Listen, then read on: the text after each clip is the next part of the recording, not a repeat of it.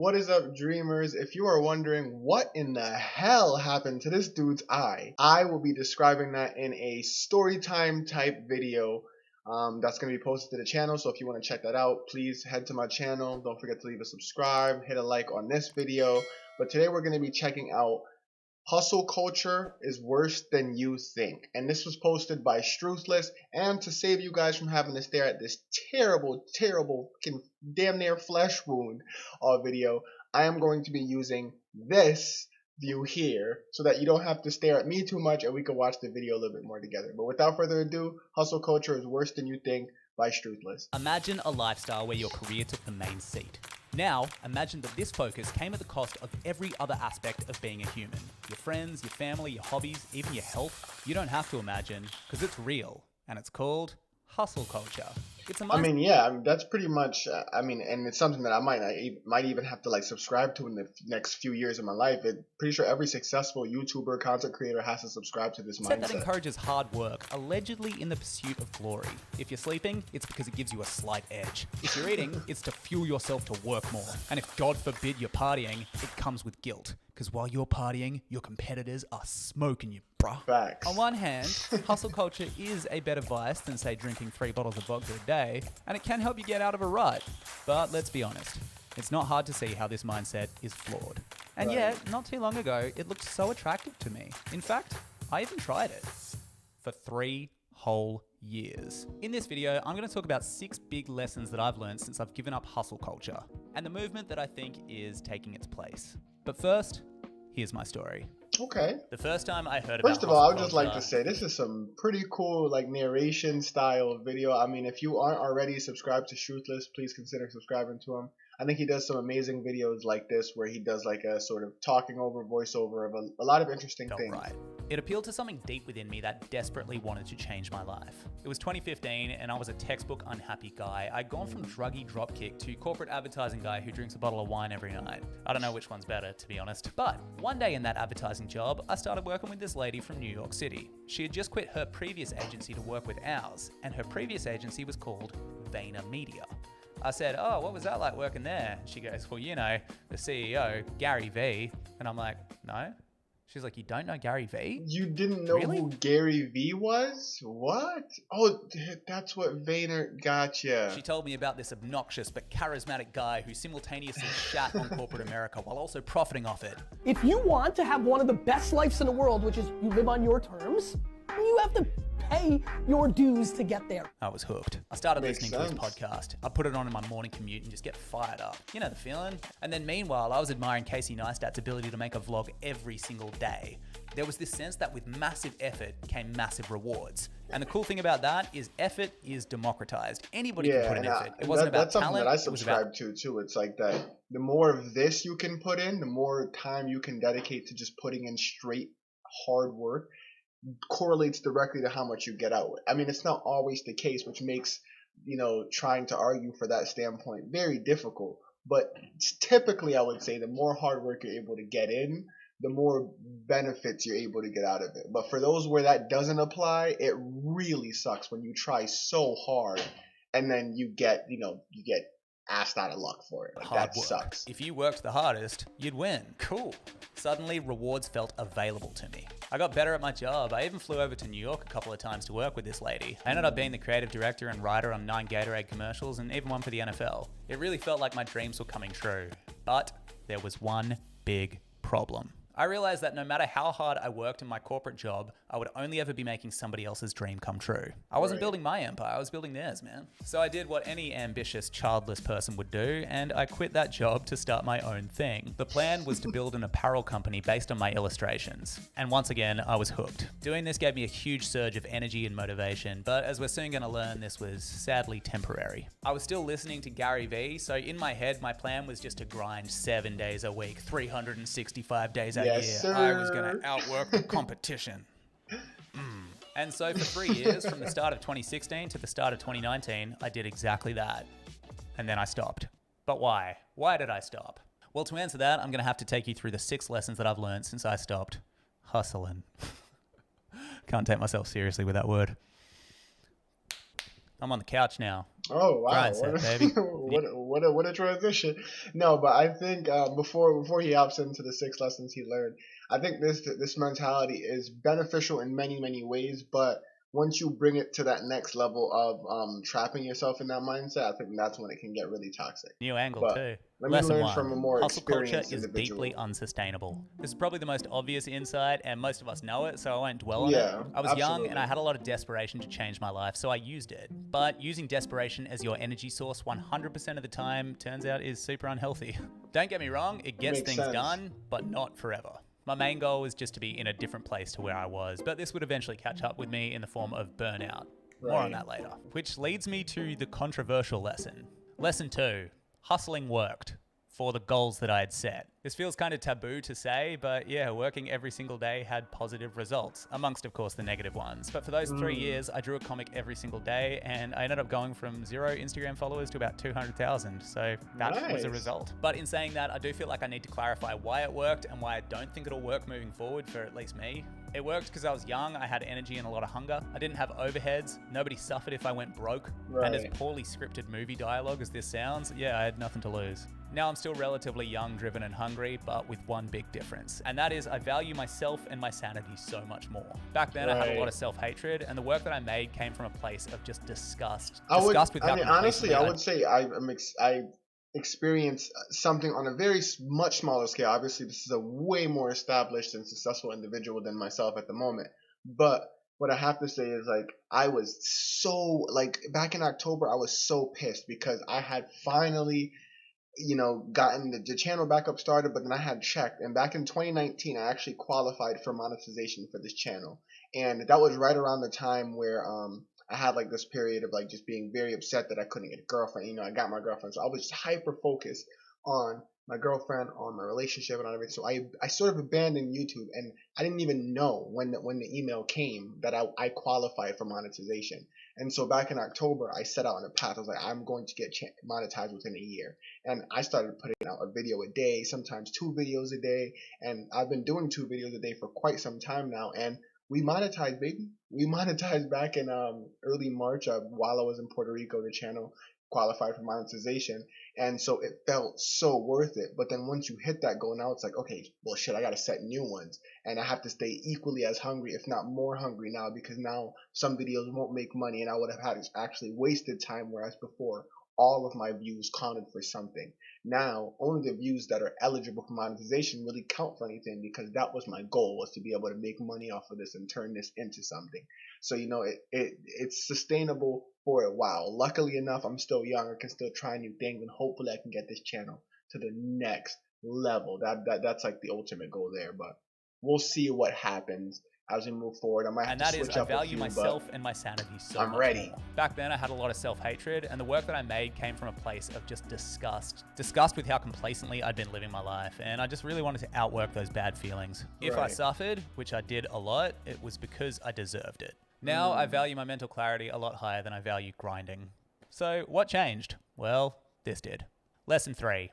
You can get more done if you take breaks. The idea of getting more done is still very much rooted in hustle culture, but the idea of getting more done while taking breaks was my gateway drug into a balanced life. At the start of 2019, I was asked to paint a private mural. I love the idea. It was a coat of arms of a beagle and an ibis with the word Marrickville, which is one of Sydney's suburbs, underneath it, and it was just a bunch of Marrickville iconography. It was a fun job. I was also starting to Nice. toy with the idea of making YouTube videos, because I'd seen this new wave of creators pop up. People like Matt Diavella, Kelly Stamps, Nathaniel Drew, Sav Brown, and Hines. I discovered this side of YouTube on the day that I painted that mural, and it blew my mind. These creators felt like word. they were representing a new way to get things done.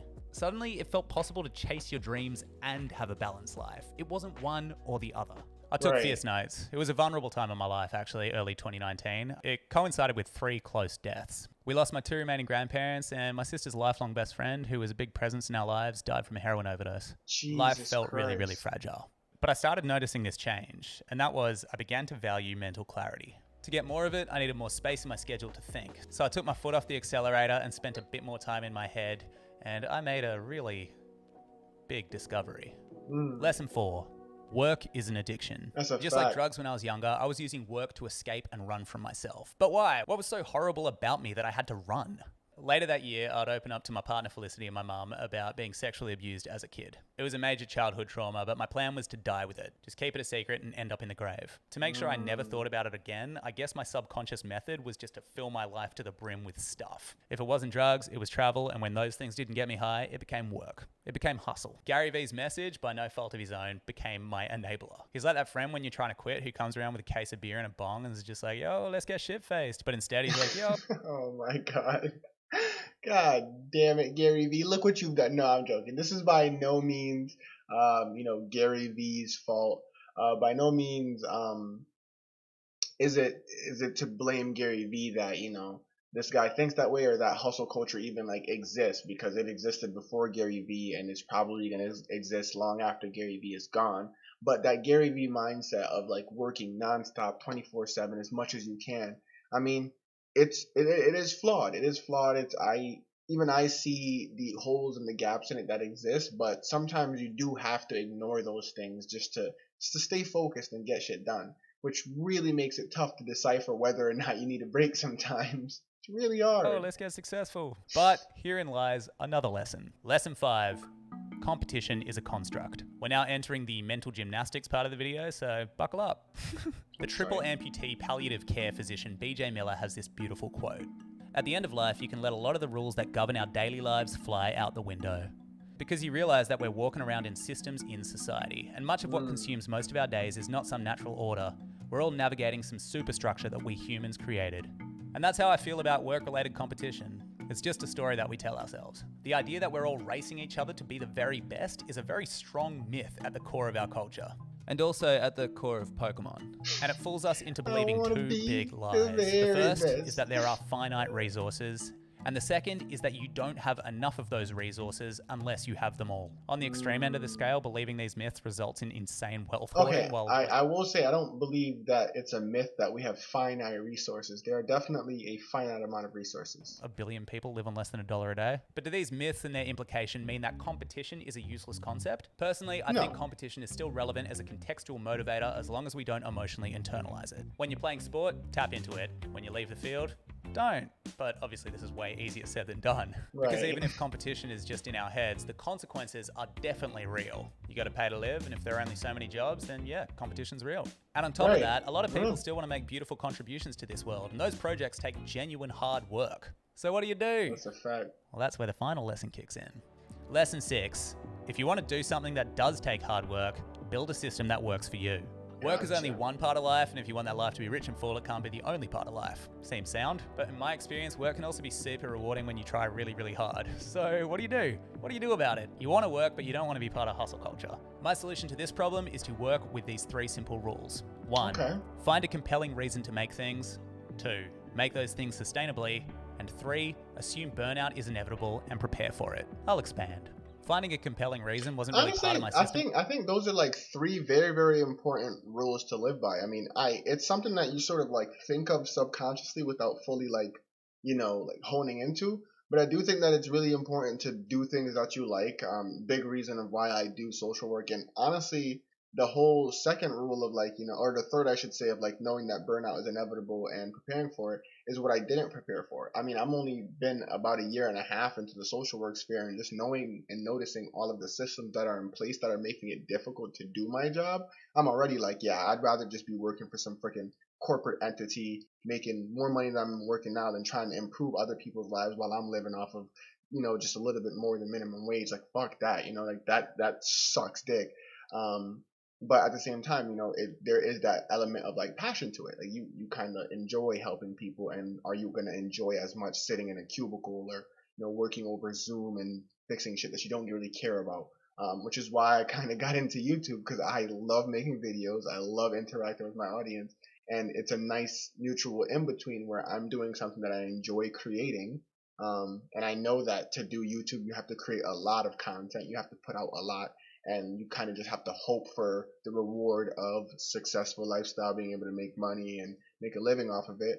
But if I didn't, at least I spent my time doing something I enjoyed, rather than sitting around and moping around about how my job isn't enough, And that's sort of kind of why I continue to do YouTube. And Also, there's the driving factor Before, of it I was want to more make just money on selfish. It it. was I like can't status, lie. money, you know, that kind of stuff. A compelling reason is something that's bigger than yourself.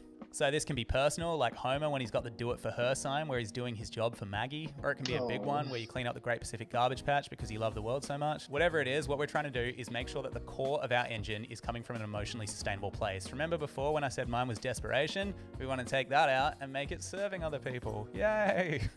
But yeah, a sense of service, which I think is the opposite to the egoic gain that hustle culture seems to promise you. Money, status, power, 24 people in a camera crew following you around 24/7. I don't want that part. I just want the money and the power, bro. So now that second rule, Sorry. making things sustainably. For me, this boils down to creating a daily and a weekly routine that work for you. But more importantly, it's how you spend your time off. So if I can, I will try fill non-working gaps with activities that fit the following criteria. You look forward to them, they don't make you think about anything else but that activity, and they don't make you worse. This third point rules out drinking my body weight in beer. Things that fit this category for me are swimming, slacklining, swimming again, climbing, cooking, watching movies, anything in nature, you get it. And that third rule, assume burnout is inevitable. So from personal experience, it doesn't matter how well structured my life is still unpredictable, crazy things happen, and I'm only human. Fact. And what this means is that burnout is pretty much inevitable. Even if I do everything right, I'm still going to get exhausted at some point in the year. The way that I get around this is assume it is inevitable and factor it into my plan. How? Well, this is going to sound pretty basic, but I literally plan a holiday at the end of every year. And on this holiday, I like to use it as a chance to reset, recalibrate, figure out what did and didn't work, take a little audit, and then adjust the course accordingly. Plus, it kind of gives you that light at the end of a tunnel feeling, you know, when you're working towards something. So Exactly. that's nice. So those are my current 3 rules for working sustainably, and also the 6 things that I've learned from not grinding all the time. I would say definitely taking breaks is like my biggest flaw. Like, bro, I struggle even earlier. Like, I was sitting around. We got back from doing grocery shopping and like filling the house with goods. Got home at like 5:30, and then I started watching YouTube videos, trying to find something that I wanted to react to and everything. And it took me like 3 hours to like actually get up and come to in front of the camera. But in that 3 hours, I swear that I felt like blowing my fucking brains out. Like, I was genuinely like, I'm wasting so much time. I could have just did 3 hours of recording or, you know, something. And I felt so terrible. And that's something that's always been the case. Like, I struggle so much with just sitting around. It's really tough to get around. I don't know what to do, but, you know, hopefully I'll find a good plan. And my girlfriend's been huge at allowing me to get better dentists. at enjoying If you want breaks these rules and the times guidelines away. that I use as a PDF, I've made a worksheet, and it's available on the worksheet tab of my Discord. So I'll leave a link to that in the description. We're here again.